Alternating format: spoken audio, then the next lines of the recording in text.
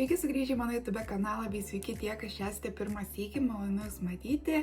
Kviečiu prisijungti prie mano kanalo narių ir taip gauti daugiau video, bet taip pat padėti mano kanalui augti, tai tikrai kviečiu prisijungti.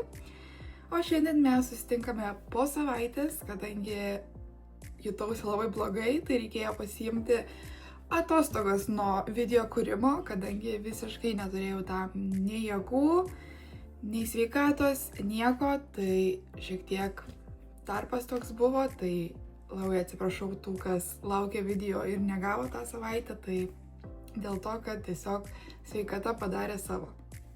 Bet šiandien po ilgo laiko turėjau tokią dieną aktyvesnę, kur reikėjo nuvažiuoti kelių reikalų sutvarkyti ir taip pat vienu metu susitikau su mama, kuri man užrodė dar vieną naują parduotuvę, kuri yra dėvėtų rūbų, naujų rūbų ir naujų daiktų. Tai jinai yra Šiauliuose, kam įdomu, kad šiauliečiai, ta parduotuvė yra turgui, kur yra turgaus aikštė, toj pusėje, kur yra Norfa. Tos parduotuvės, kur yra, tai ten, toj vietoj. Tai čia šiauliečiam gal bus aktualu, nes tikrai yra ir daiktų naujų, pigesnių, yra ir naujų rūbų, ir yra dėvėtų rūbų, kurie labai geros kainos ir tikrai galima rasti tokių perliukų. Tai parodysiu, ką aš įsigijau. Bet ir Pūkis po savaitės laiko ateina su visais pasisveikinti. O dabar nieko nelaukiam ir matuojamės. Be to, nieko nesimatavau parduotuvėje, tai kartu su, kaip sakant, ir man bus pirmas tas pasimatavimas ir jūs matysite mano reakciją. Tai važiuoja. Na, tai pradėsiu nuo to, kad iš kelnių radau tik tais vienus, kaip sakant, džinsus kimpas. Tai tik tais vienas dalykas bus iš kelnių, daugiau radau viršutinių drabužių. Bet jo, šitos kelnės, kad ir vienas, kurias radau, bet labai geros, yra tokie džinsinės timpos, kas dabar, nežinau kaip Lietuvoje, bet Amerikoje mačiau, kad grįžta į trasą vėl, kadangi, manau, patogumas papirko žmonės, nes dabar yra, kaip sakant, labai populiarūs tie tokie timpiniai džinsai, ypač tokie, žinot, kur padailina užpakaliuką. Labai mačiau dabar Amerikai populiarūs tokie, bet tikrai patogumų geresnių džinsų nėra negu timpiniai. Tai visai gražiai. Tas užrašas toks visai nice, nežinau. Visai man patiko ir tiko. Ir tuomet tokia maikutė su palme. Ir galas man labiausiai patiko. Tiesiog labai gražus dizainas. Ir aišku, medžiaga labai tokia faina, lengva vasarai, tai tiesiog norėjau pasiimti tokią maikutę baltą, labai prie daug ko galima pritaikyti vasarą, tai why not. Be to, tas užrašas čia, prieki, tiksliau tas emblema ir gale, tokios to žinot, kur būna labai švelni medžiaga, tai irgi fainiai. Toliau turiu tokią nude maikutę su kvadratiniu kaklu, kas man labai patinka. Tai keista, dabar užsidėjus labai kažkaip spalvota nude, man netinka. Bet, žinot, gal įdegus vasarą geriau atrodys. Nes dabar kažkaip atrodo, kad kažkaip netinka prie mano odos spalvos. Bet šiaip pati maikutė tai labai faina medžiaga. Ir tas kaklas man vis atsakau patinka, kai būna kvadratiniai kaklai. Tai jo, bet dabar kažkaip spalva visiškai ne man. Bet gal bus geriau su įdekusia oda. Toliau turiu tokią juodą kaip apatinę maikutę ir kas man patiko, tai kad jinai ilgesnė, tokio ilgesnio tipo, tai galima susikišti, žinot, į rūbą, nes labai gerai tokia turėti apatinę maikutę po kažkuom. Tai labai patiko, šiaip gražiai šita vieta atrodo ir kad ilga, nes kiek aš turiu tokių apatinių maikučių, tai visos būna tokios, žinot, iki čia. O čia, ilga tokia, tai labai nice. Bet to kainos toj parduotuviai labai geros. Šita maikutė, pavyzdžiui, kainavo 50 centų, balta ta maikutė kainavo 2 eurai. Timpiniai džinsai, dabar nepamenu kiek kainavo, bet irgi, žodžiu, suprantat, nedidelės kainos. Labai gaila, kad pabaiga žiemos sezono, bet šitas tekstilis tiesiog pasaka, labai švelnutis ir spalva totaliai mano spalva. Labai labai patinka. Neturiu daug žodžių, bet nes esu apstulbus. Labai gražus megztinis. Kainavo 3 eurai. Tai tiesiog labai laiminga šito pirkiniu. Nemoku apsakyti, kokio švelnumo jisai. Ir labai gerai, nes su megztiniai, žinot, būna kartais tokie, kur nemalonus prie odos, o va šičia tai švelnumas neišpasakytas.